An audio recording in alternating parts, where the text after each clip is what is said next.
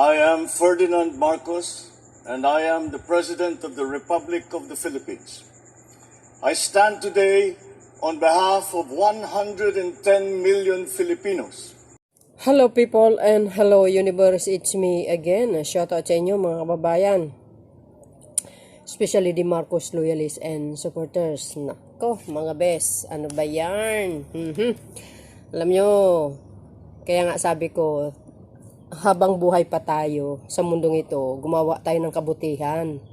No? Kasi ang kabutihan, maraming blessing na nating matatanggap sa mga darating na mga panahon. Pero pagkasamaan, nako, masalimuot ang iyong buhay mga kababayan. Pero dahil dito guys, alam po natin sa social media, ang ito si Maharloka, talaga namang isa sa mga content niya ay walang totoo doon. Lahat yun fake news. Bakit? Dahil sa paninira lang sa first family, no? O, alam nyo naman ang banat niya, mga kababayan, ay talagang matindi. Hindi natin alam kung saan niya hinuhugot yun. Wala naman siyang sapat na ebidensya. Wala naman siyang mga sources. Basta kuda lang ng kuda. Sabi nga nila, ganun pala yun pag yung mga ganyan, ano? Mayroon kasi daw mga tao na binabayaran sa social media para lang bumanat. Ayun ang sabi, ha? Tapos, dahil dyan mga kababayan, I think itong naka-maroon, no? Siya po ay si Abel Bacudyo. Fashion designer ito guys, ha? Ay dating magkaibigan ito si Maharloka. Maharloka, no? May banat siguro ito si Maharloka kay Abel Bacudyo. At ito naman si Mr. Bacudyo, guys, ay nag-decide na hindi niya matiis na ang panlalait or alipusta sa kanya at nadadamay ang kanyang pamilya. Well guys, ay nagsampa ng kaso sa Amerika. Naku, ito na po. Palagay ko, Hemas Rihas si Maharloka dito. Ayan po guys, ang kanyang lawyer, no? Actually, nagsampa na ng kaso sa Amerika. Ay sinumon na. Yun po ang pagkakaintindi ko. Wala pang kaso dito sa Pilipinas, inuna muna sa Amerika. So dahil dyan, hindi lang po ayan ang kaso ni Maharloka, ay si Katunying. Alam po natin, ano, kinasuhan po yan ni Katunying. Dahil po sa kagagawan din niya na talagang puro fake news ang kanyang pinagkakalat, lalo't pa dinamay niya yung anak ni Katunying, yung may sakit. Nako, dyan po nang galaiti si Katunying. Kaya kinasuhan niya yan si Maharloka.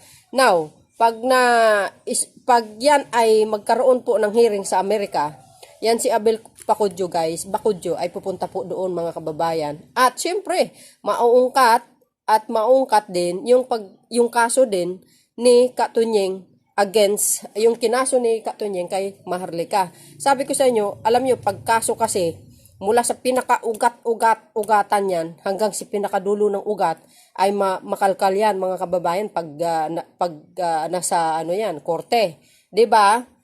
At sabi nga diyan, dati daw medyo walang-wala, bakit ngayon biglang yumaman? Anong kapalagayon guys? Sana all yumaman. Di kayo naloka. So dahil dyan guys, panoorin nyo itong video na ito. Medyo mahaba konti pero pagtyagaan nyo na, no?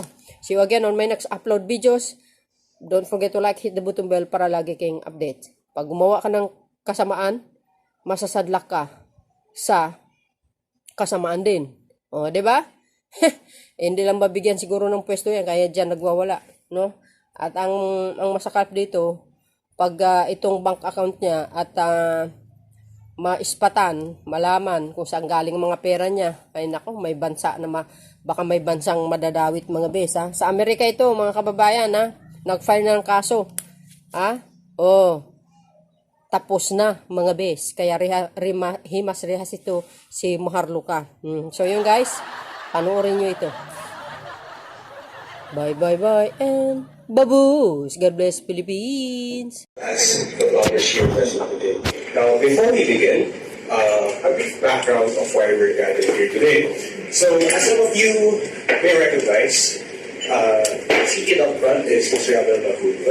Mr. Bacudyo is here today to conduct a press conference regarding the defamation case filed against Mr. Rihas. Now, Mr. Rihas is the defendant in this case and also introduces herself as Maharloka or Fair Lady Maharloka among numerous other names, and has continuously and incessantly made defamatory remarks against Mr. Agoy.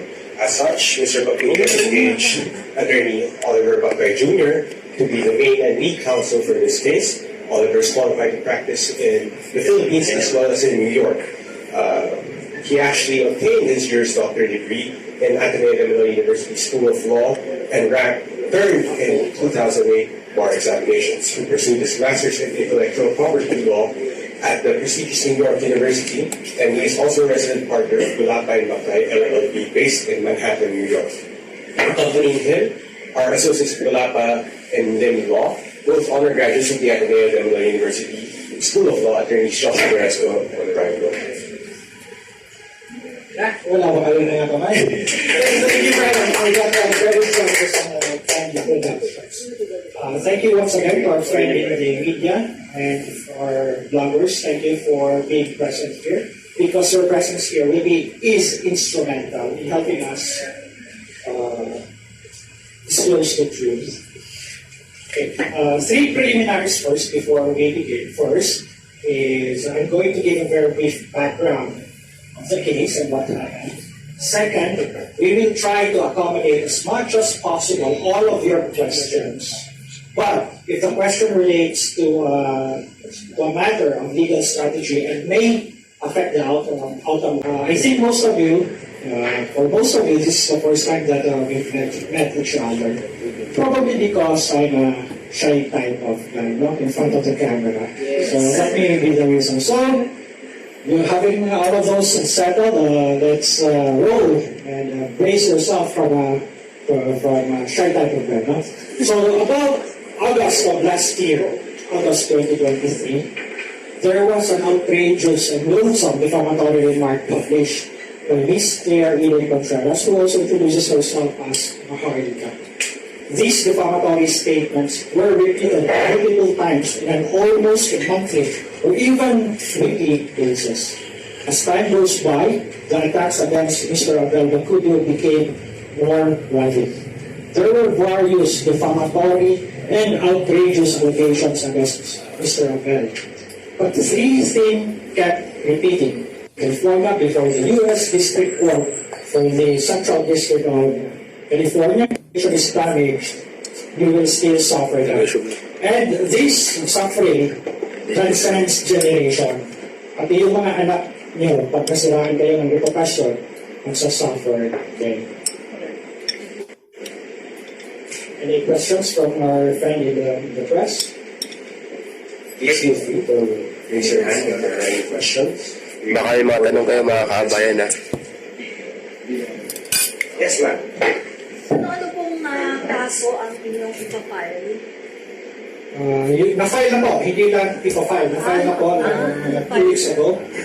It's an action for defamation in the U.S., which is a very serious offense in the U.S. The U.S. society frowns upon persons who are engaged in defamation because they cherish the value that one's good name should be protected. So, for example, just 2 weeks ago, there was a huge verdict. There's a series of huge verdicts in the U.S. just recently. 2 weeks ago, there was a verdict against Mr. Trump for molesting the former president of the U.S. The jury awarded an award of $83 million. $65 million in punitive damages and around $18.3 million in actual damages. So if we see this value, we know that the American society is serious, that you cannot just ruin the reputation of someone else. And in this case, it will be the U.S. society which will decide the case. Delikado si Maharloka. Yes. Kailan po kaya yung possible na mag-start na yung hearing? Possible na mag-start yung hearing. We have here, the court already issued a summons. And in that summons, it states within 21 days from receipt of the summons, the defendant must answer. In case na magkaroon ng guilty verdict, ano yung magiging penalty nito base sa US law? in the US law, unlike here no pag defamation, Nigel, there's a statutory penalty for imprisonment or fine. In the US, there's no statutory penalty, but the jury will decide what will be the amount of damage. So another huge verdict which happened just last year, the amount was $1.1 billion in the case of against Alex Jones. Follow-up question. Your penalty is based on the personality of the aggrieved party, because I know Adele is known as an international fashion designer, right? So Yes, sir. sir. That will be taken into consideration. The amount of damage that was suffered by the victim, of course, will also depend upon his. Delikado si Maharloka, mga kababayan. Nag-file na pala sila ng kaso laban sa kanya. Ano lang diba? Sa Pilipinas, meron po tayo na kaso. As of now, there's no case yet, but we will not discount that possibility. So sa US lang po sa ngayon. As of now, yes. Thank you po. Yes.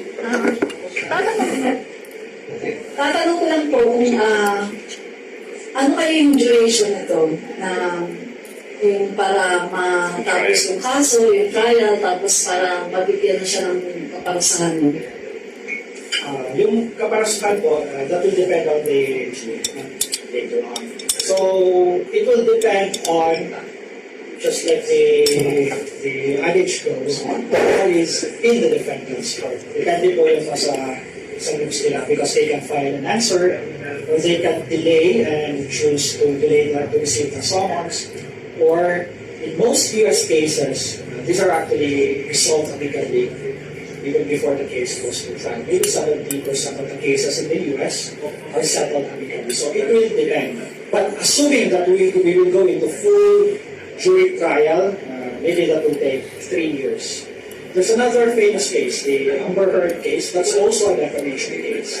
So that was the trial was finished in 2 to 3 years. What if po hindi siya mag-respond o hindi siya makapag-cooperate dito po sa kaso na pinasa? So that's also a possibility that the court will issue a judgment by default. If it's a default, the rules in the US and here in the Philippines are similar. All allegations in the complaint will be deemed admitted. Pareho lang po ang US federal rules and evidence and the Philippine rules of civil procedure and the evidence. If there's no answer, then all allegations in the complaint will be deemed admitted. And now we will go to the determination of monetary award phase. The jury will determine how much will be awarded to the victim. Attorney, question lang po. Di ba si Catherine Gay, nag-file din po siya ng kaso. Hindi kaya possible din na pwedeng mag-join force sila ni Abel para mas maganda yung kaso? Joint force, legally speaking, they have different causes of actions, different set of facts. It cannot be included in one case and we already filed a case. But if that's what you mean by joint forces, that one action, they are the plaintiff located in one action, that won't be legally possible. But when you say joint force, that they share resources or they share possible evidence, that's really a possibility, and that depends on. Attorney, if the respondent po is found guilty, meron bang imprisonment na kalaki? In the US, defamation case is civil in nature.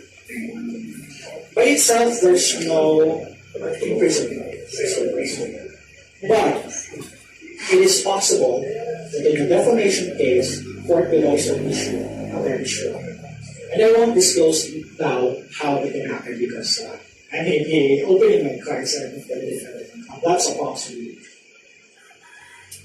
Pero, munta talaga ba kayo personal ni Maharloka? Or kasi saan hindi kang gagalingan ng panghihingan niya sa'yo, yung pagtawag niya sa'yo, Actually, hi, thank you. Actually, nagkakilala kami dito sa The Campaign. Tapos, because pareho kami yung paniniwala, pareho kami yung sinusuportahan. So, and then, nagkaroon kami ng communication. No? Bigla na lang nagbago, hindi ko alam. Well, nakukwento ko sa kanya yung, kasi she stay in my condo. Because of that, no election, and then campaign. Nagkukwentuhan kami about buhay-buhay. So doon nga po lumabas yung, syempre nung bata pa ako, yung parsan ko na ko, ang hirap ng buhay, wala pang bayad sa kuryente, parang ganon. Tapos, yun, siguro yun ang nilalabas niya ngayon. Pero that's my story before. Syempre iba na ngayon. So yun, hindi ko alam kung saan nagagaling talaga yung kanyang galing. So, kailan kayo nagkaroon ng follow? Kailan kayo hindi na ibigan o umalis? Last, I think 2003, noong August. 2023 August. Yung doon na yung parang, okay. So parang, ako naman as fashion designer, may mga ginagawa kasi ako noon lang talaga. So I'm a fashion designer, hindi ko ako politika na ako. So medyo hindi lang ako komportable kasi iba yung pinag-uusapan ngayon. Kung pag-uusapan ito sa pagiging isang designer, okay ako. Ito kasi politika at saka medyo hindi naman ako yon. Kaya kay attorney na po yung bahala. Ano pong naramdaman nyo nung nilabas mo yung mga statements na against you? Ano po ang reaction nyo? Siyempre medyo nakakalungkot kasi sabi nga niya, BFF. So nakakalungkot, pero ako naman sabi nga ng aking pamilya, yung aking sister, yung parang ipagdasal na lang natin. Kaya lang medyo ngayon may mga naapektuhang tao na hindi dapat kasama dito. Na parang nadadamay sila. Siyempre, of course, the first family is nadadamay. Na hindi naman kami masyadong client ko lang sila as a designer. So medyo nakakahiya rin sa parte nila. Possible po ba na ma-take down yung YouTube channel ni Clariden Contreras? YouTube channel, the entire YouTube channel, that's possible, but not likely. Because in the US, they have a very strong First Amendment right. First Amendment right is the freedom of speech. And they frown upon prior restraint. So prior restraint, wala kang sasabihin, tigilan mo. They will allow you to speak. However, if you speak and that's injurious and perpetuous to another, then they will really hold you accountable on the policy and the values of the US. Attorney, tanong ko lang po kung how many percent po kaya ang ating dito sa kaso na makasigurado natin na panalo ang kaso natin? Ilang porsyento po? In my life, it's my policy never to say 100% because there are things outside the market. So I'm sure po is actually 99%. In this case, I'm saying 99.99%. So panalo na tayo, attorney. 99.99 because, Parang decide and attorney ayaw nitong sabihin ng jury. 100% eh. And 199.99 lang because as they say, there's nothing sure na. But if you are going to assess the case, yung katong sinabi ko kanina, simple lang actually yan. Bigay ka ng relo, mulok certain PC life or what. It's very easy to prove or disprove. And also the visa. The visa actually is very easy to prove. So if the visa was issued fraudulently. There are other allegations. We intentionally did not include that in the complaint as a matter of legal strategy. Kasi sometimes have to be taken out of context. Kaya nga nasabi na dati daw, walang pambayad ng kuryente, but less than a year, kung nakaupo si PBBM, then nakabili na ng bahay. Have to. Normally, I would not disclose this in this early phase of the litigation. But para pagbigyan ko po kayo ng ibig sabihin. Yes, dati walang pambayad po siya ng kuryente. But gaano dati? Dati yun, when he was still young in Rihas, he is proud to say, during that time, talagang wala silang pagbabayan na. Pero hindi yung dati na before PBBM start, naghihirap siya kasi nakansang culture daw yan. That's definitely not true. And it's very easy to prove that. Wala nang na-miss na bill payments. We can go to the rando. Wala na-miss na bill payments si Andrea. Okay, that's one. Number two, may nabili daw. Ano yung pagkaintindi dito nila?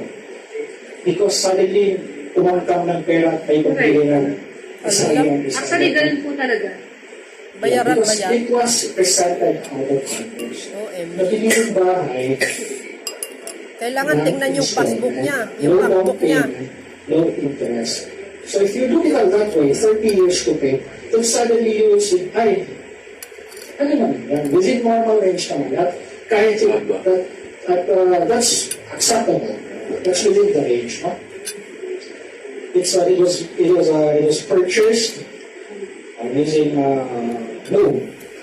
And if you view it that way, parang makikita mo, walang pangangamba. We will present this gradually. You know very well na ganyan yun. Hindi yan 26 million na nilabas bigyan. But how come hindi mo nila sinabi yan? Then we can say that the intent was clearly malicious and it was willful to damage the good reputation of a person.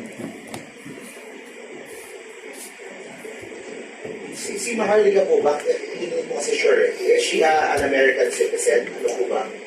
Status po niya sa US? We do not have the power to determine or to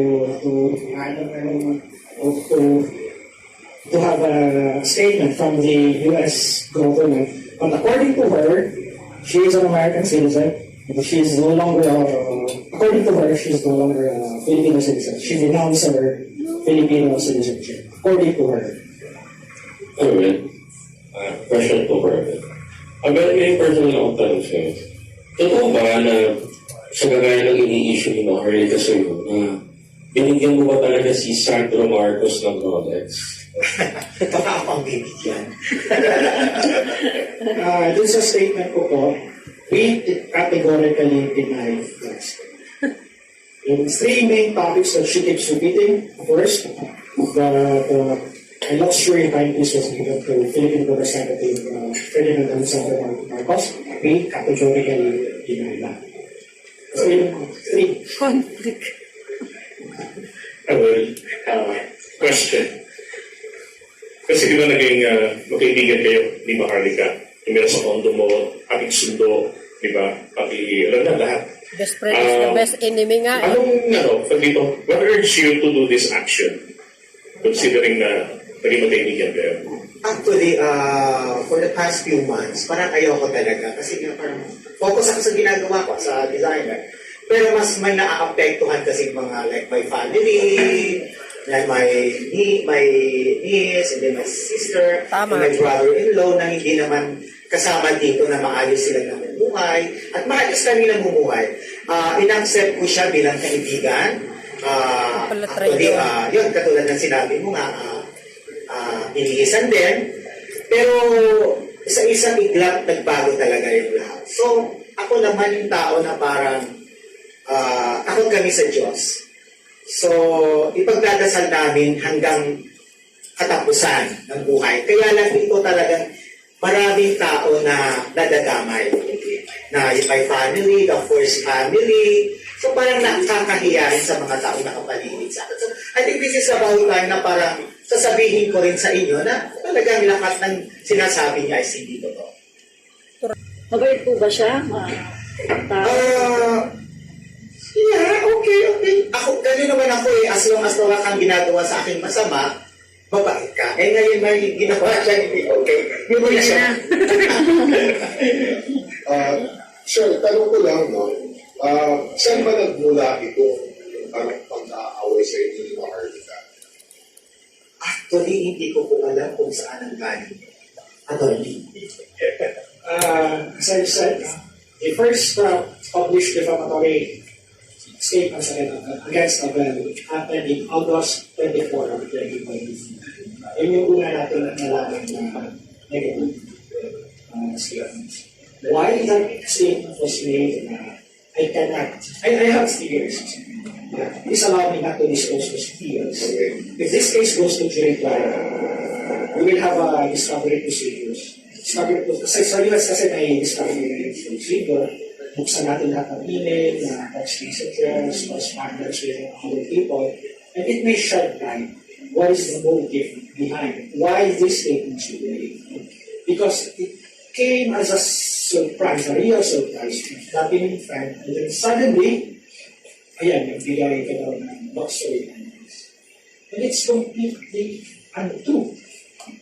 So if it happened to you, wow, shocking. From someone na pinatira mo sa pinapasok mo sa bahay mo. So that's a shocking incident. As to why, as of now, we have theories, but I don't want to disclose. So you're filing this in the US? We filed this, we already filed it. The court already issued summons against the defendant. Allah. Can you give, Mr. Abel, can you give us a peek into the frame of mind ni Ms. Maharloka? Kasi recently I've seen clips of her, parang napaka-rapid niya. Do you think parang may konting problema siya?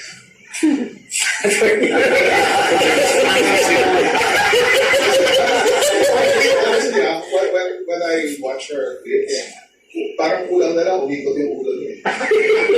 If you've seen Amber Heard versus them, kanya-kanya silang expert witness. Desperado na kasi si Maharloka eh. Will evaluate the mental state of a person.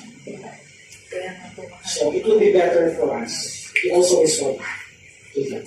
We ask professional on mental health, on mental state, kung anong opinion. And of course, okay, we cannot, I think we are not qualified na kung anong nasa it will be better, sir, if we wait for trial and we are given the chance to have an expert on mental status examine someone.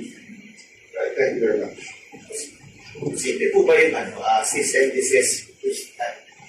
Possible po ba yung assist and desist to stop Maharloka from further defaming your client? Meron po bang ganun sa US? Possible, but again, very difficult. And the answer is similar to the earlier question. The US is a very strong First Amendment rights, and they frown upon prior restraint. No? Yung prior restraint, hindi mo pa na alam anong sasabihin ko, pinasis and desist mo na.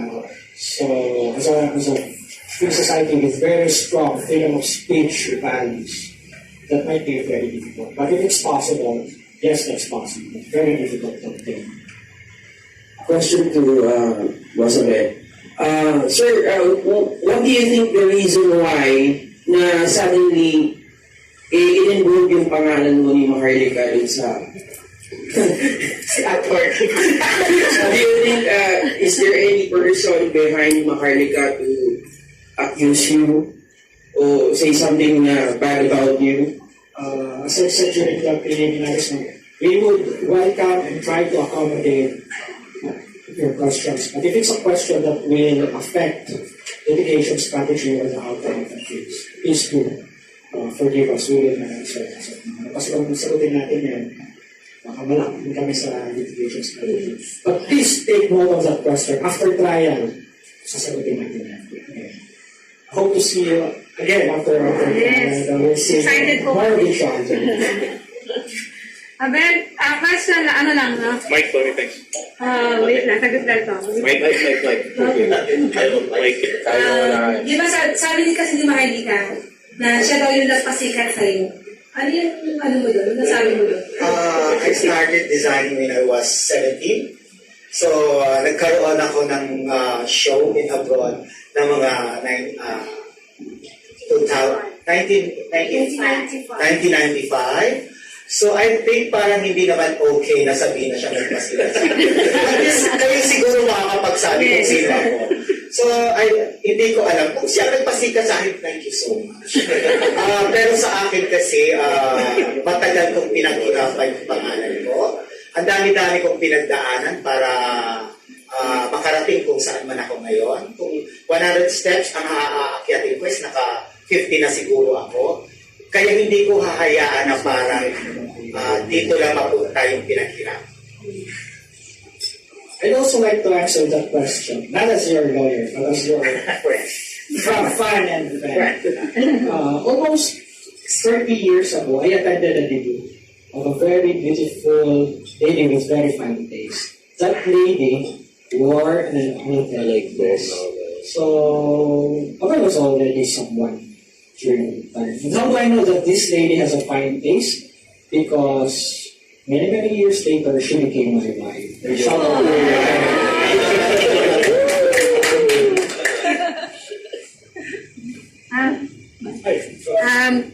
Meron siyang US lawyer. I'm a US lawyer. I'm a lawyer. American. Kahit hindi So, mo. Yes. I'm qualified to practice. Hindi ako mukhang finer, but I know US pa dalawa. Kasi baka raw may mga English. We have a collaborating council in California. And this also, I'd like to take this opportunity to introduce our US council, Cindy, my good friend. Cindy is no less than the managing partner of Great Morris Los Angeles. It's a huge law firm with 20 plus offices in the US. So we're dealing with high caliber lawyer. She was multi-awarded, and we met each other in awarding ceremony. So if you have a copy of the complaint, you'll see that it is signed by Cindy, and Cindy is a top-notch one.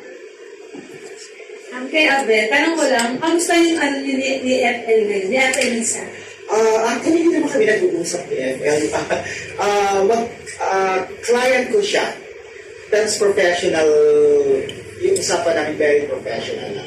So, hindi rin ako nagsusumba doon ako. Kasi ayaw ko alam mo na. So, wala kami communication about this. Okay, thank you. Okay. Anong reaction niya kung support na nakukuha mo sa showbiz friends mo and clients? Actually, it's a very good question. Well, yung mga taong matagal ko ng kaibigan sa showbiz, kilala naman nila ako kung sino ako. So, they sending me a prayers. Sabi niya, kaya mo yan, mas kilala ka namin. Nakakatuwa kasi yung mailbox ko sa Facebook and Instagram and social media. Lahat sila, 95% is supporting kung ano yung ginagawa ko. Kasi ever since, kilala nila ako kung sino ako. At wala akong tinatago sa lahat. Kung ini-interview ako, wala akong tinatago. Kasi ako to eh. So, hindi ko kailangan mag-pretend kung sino ako. So, ngayon may mga negative na nagsisend sa akin. Pero, sabi ko nga parang 31 millions. So, 1% lang ang maximum negative. So, di ako bagay sa kanya.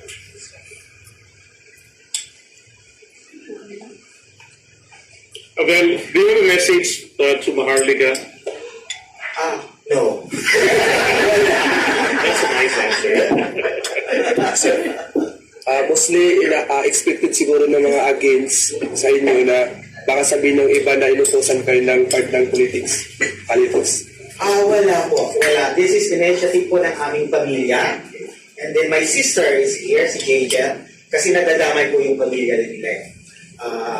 I'm with my sister since magkabata pa kami, talagang wala talaga kaming, kaya hanggang ngayon, support. Nakilala ni Maharloka ng sister ko, dinala ko pa siya sa Tagaytay. We eat, nag-lunch kami. In-accept siya sa namin bilang kaibigan talaga. Bilang tao, bilang kaibigan. Kasi may families, religious kasi kami. So parang pag pumunta sa amin ng isang tao na bukas loob naman namin talaga. So, yeah. Abel, may nagtatanong dito, totoo ba na sabi daw dito, totoo ba na ginawa daw, pinabibili daw kayo ni Maharloka ng pagkain niya noon? Actually, hindi pinabibili, pinibigyan namin siya na. Okay. Nagluluto yung sister ko at inadala sa kanya.